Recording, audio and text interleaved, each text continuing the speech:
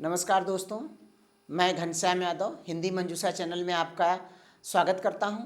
दोस्तों, आज इस वीडियो में जो मैं आपके लिए लेकर आया हूं, सीरीज एक मैंने शुरू किया है कि शब्दों में अंतर जाने।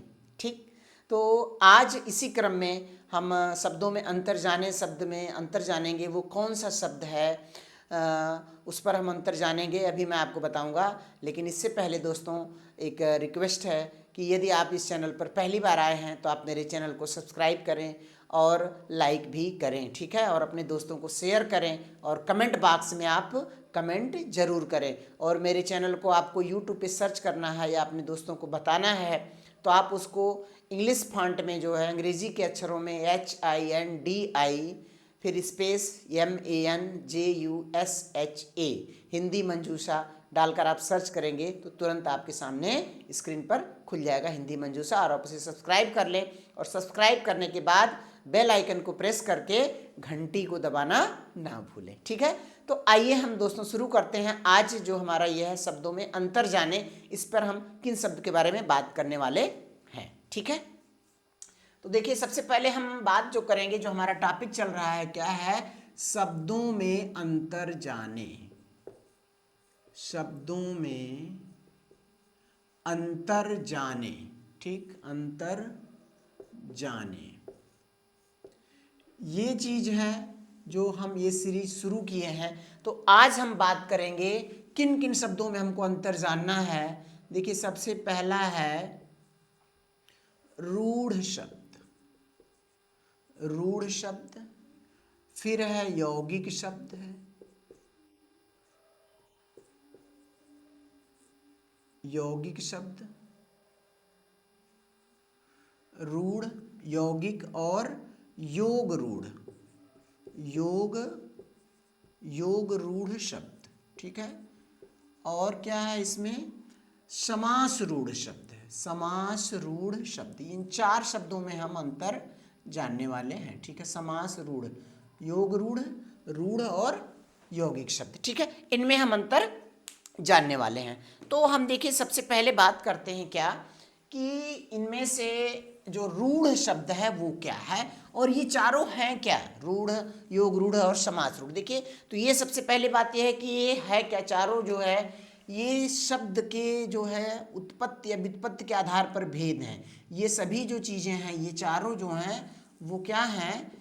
शब्द के भेद, शब्द के भेद हैं, ठीक है, भेद है। किस आधार पर है ये शब्द के भेद? उत्पत्ति या बनावट या रचना के आधार पर, ठीक है। तो ये इनके हैं रचना या बनावट के आधार पर। शब्द के भेद हैं ये रचना या बनावट के आधार पर, रचना या बनावट के आधार पर। शब्द के भेद के चार आधार हैं, तो उसमें से एक ये है, शब्द के भेद हैं ये। और किस आधार पर? रचना या बनावट के आधार पर ये शब्द के भेद है, ठीक है।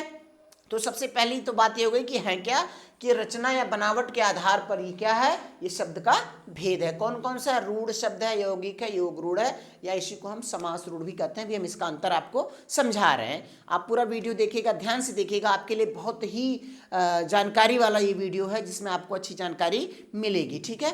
तो रूढ़ शब्द क्या है, सबसे पहले हमको ये बात करनी है। रूढ़ का अर्थ होता है, रूढ़ का अर्थ होता है कि एक विशेष अर्थ में फिक्स हो जाना, निश्चित हो जाना, एक विशेष अर्थ देना, एक विशेष अर्थ देना, ये हो गया रूढ़, यानी उसी में वो फिक्स हो गया। तो हम ये जो इसकी परिभाषा करेंगे वो ये है कि वह शब्द जो एक विशेष अर्थ ही देता है, विशेष अर्थ में ही प्रयुक्त होता है, उसको हम क्या कहते हैं? रूढ़ शब्द कहते हैं, ठीक है। जैसे क्या है कि हम कोई भी शब्द लिए तो देखिए, रूढ़ शब्द क्या है? रूढ़ शब्द, रूढ़ शब्द, ठीक, एक विशेष अर्थ देना, ठीक है। जैसे, जैसे क्या हो गया? जल, ठीक है, जल शब्द हो गया। पुस्तक है, पुस्तक। इसके बाद है, हम शब्द ले लेते हैं चावल। तो यहाँ पर दोस्तों देखिएगा, हम जो ये बता रहे हैं कि जल, पुस्तक और चावल ये क्या रूढ़ शब्द हैं, परंपरा से, यानी जब से इन शब्दों का जन्म हुआ तब से ये वही अर्थ दे रहे हैं जिस अर्थ में ये प्रयुक्त हो रहे थे।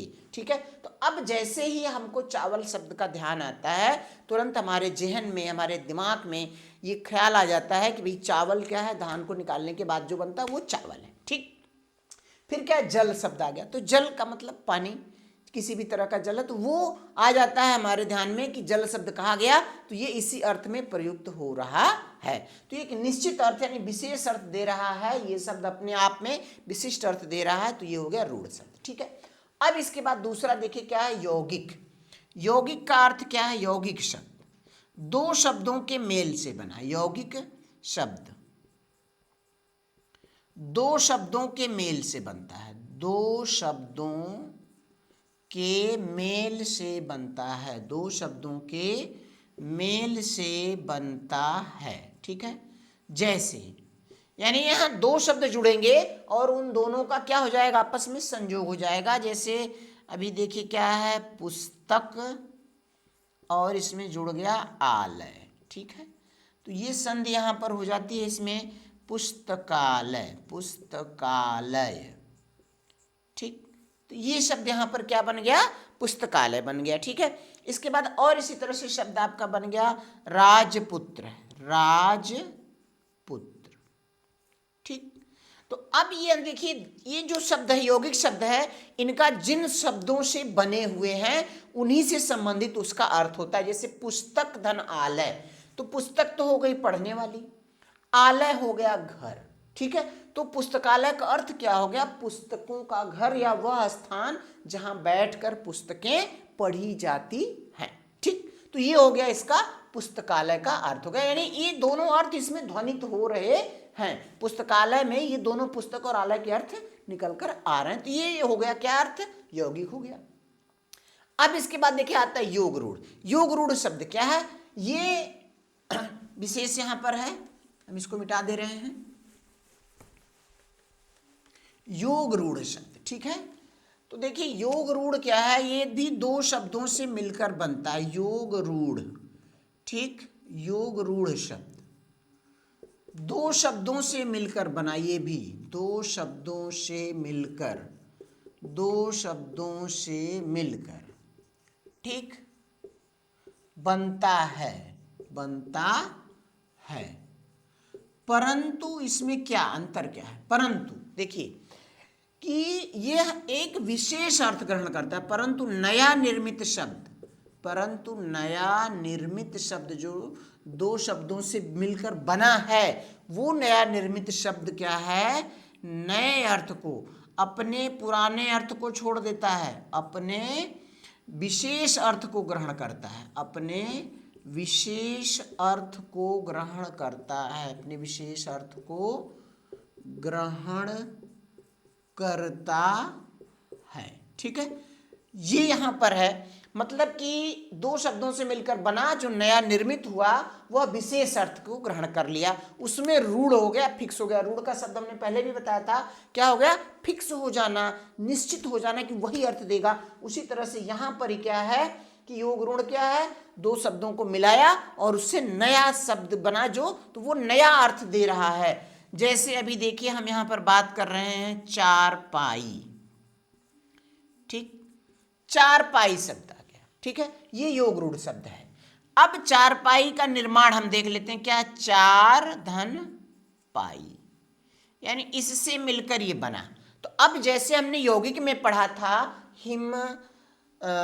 हिमालय या पुस्तकालय, जैसे हमने यौगिक में पढ़ा था ना, यौगिक शब्द, यौगिक शब्द क्या था, यौगिक शब्द पुस्तकालय, पुस्तकालय। तो यहां पर देखिए क्या बना था, पुस्तक धन आलय, पुस्तक धन आलय, ये बना था। ठीक, तो यहां इन दोनों शब्दों का अर्थ इसमें आ रहा है, लेकिन यहां पर चारपाई का मतलब यहां पर क्या हो गया, शाब्दिक कर देखा था तो चार पैर वाला, चार पैर वाला। ठीक है, तो अब चार पैर वाला कोई भी चीज हो सकती है, जैसे क्या हो सकता है, टेबल है, टेबल, कुर्सी, ठीक है ना, टेबल, कुर्सी, और जानवर भी 4 पैर वाले होते हैं, जानवर, ठीक है। ये सभी क्या होते हैं, 4 पैर वाले होते हैं। तो उनको हम सबको क्या कहते हैं, चारपाई नहीं कह सकते। ये अर्थ बिल्कुल यहाँ पर नहीं होगा। ये जो 4 पैर दिया हुआ है, तो ये 4 पैर वाला, तो ये चीजें जो होने वाली हैं ये इसके लिए नहीं होंगी। चारपाई का अर्थ सिर्फ क्या होगा, खाट या खटिया। खाट कहा जाता है, खटवा है, तत्सम खाट है। तो ये सिर्फ इस अर्थ में प्रयोग होगा, यानी कि ये जो 4 पैर वाला जो खाट है उसी अर्थ में फिक्स हो गया, निश्चित हो गया है। तो इसलिए वो क्या हो गया, योग रूढ़ हो गया। चारपाई का ये जो शाब्दिक अर्थ निकल के आ रहा है कि ये दोनों अर्थ शामिल हो रहे हैं, तो ये वाला नहीं होगा। बिल्कुल एकदम ध्यान से देखिएगा। यहाँ पर क्या है कि इन दोनों का अर्थ इसमें शामिल है। पुस्तक धनालय यानी पुस्तक का घर या वह स्थान जहाँ बैठकर हम अध्ययन करते हैं, पुस्तकें पढ़ते हैं, वह यौगिक हो गया। लेकिन ये फिक्स हो गया चारपाई, यानी कि केवल खाट के लिए ही प्रयोग किया जाएगा। ठीक, अब इसके बाद देखिए अगला आ गया, क्या है, समास रूढ़। योग रूढ़ के बाद क्या है, समास रूढ़। समास रूढ़ शब्द, समास रूढ़ शब्द, ठीक है। तो अब देखिए लगभग आपकी जो बात हो रही है, योग रूढ़ और समास रूढ़ दोनों एक ही बात है, बहुत ज्यादा अंतर नहीं है। बस ये क्या है कि समास रूढ़ शब्द क्या है, सामासिक शब्द हो जाता है। 2 या 2 शब्दों से मिलकर बना नया शब्द अपने विशेष अर्थ को ग्रहण करता है, और ये क्या है, सामासिक शब्द है। सामासिक शब्द, सामासिक शब्द को समास रूढ़ कहा जाता है। समास रूढ़ जो आया सामासिक शब्द है वो समास रूढ़ है। और इसमें आता है बहुब्रीहि समास के सभी उदाहरण। बहुब्रीहि, बहुब्रीहि समास, ठीक है। तो ये शब्द जो आता है बहुब्रीहि समास, इसमें जितने शब्द आते हैं वो सभी समास रूढ़ होते हैं, यानी कि समास भी है और उस विशेष अर्थ में रूढ़ भी हो गया है, इसलिए उसको समास रूढ़ कहा गया। और वास्तव में ये होता क्या है, ये भी योग रूढ़ ही होता है। योग रूढ़ ही इसको कहा जाएगा, योग रूढ़ ही कहा जाएगा, ठीक है। समास रूढ़ को योग रूढ़ ही कहा जाएगा मूल रूप में, लेकिन ये सामासिक है और इसमें आपको कई शब्द ऐसे मिलेंगे जो सामासिक नहीं भी हो सकते हैं। तो अब यहाँ पर जो समास रूढ़ के शब्द आ गए वो क्या हो गया, देखिए नीलकंठ, नीलकंठ हो गया, पीतांबर हो गया, पीतांबर, ठीक है, लंबोदर, लंबोदर, इसका अर्थ हम देख रहे हैं, ठीक है, लंबोदर, पीतांबर, ठीक है। तो अब देखिए ये क्या है कि लंबोदर शब्द क्या है, इसका अर्थ होगा लंबा है उदर जिसका, लंबा है उदर जिसका, ठीक है। तो ये शब्द यहाँ पर आ गया। तो अब ये देखिए लंबा है उदर यानी पेट जिसका, लंबा पेट यानी बड़ा पेट जिसका है, तो हमको सबको लंबोदर कहना चाहिए जितने लोगों के पेट बड़े बड़े बड़े हैं, ठीक है। लेकिन ऐसा नहीं होता है। क्या लंबोदर शब्द सिर्फ किसके लिए कहा जाता है, सिर्फ विनायक, विघ्न देवता, विघ्नहरण देवता जो है हमारे विघ्न हरण करने वाले देवता कौन से हैं, वो गणेश जी हैं, गणेश जी, ठीक है।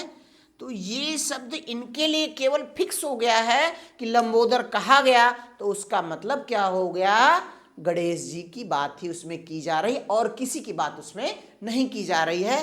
तो यह योग रूढ़, और चूंकि ये सामासिक शब्द है लंबोदर, इसलिए क्या हो गया, ये समास रूढ़ हो गया। तो ये रहा दोस्तों अंतर आपके सामने योग रूढ़, यौगिक, योग रूढ़ और समास रूढ़ में।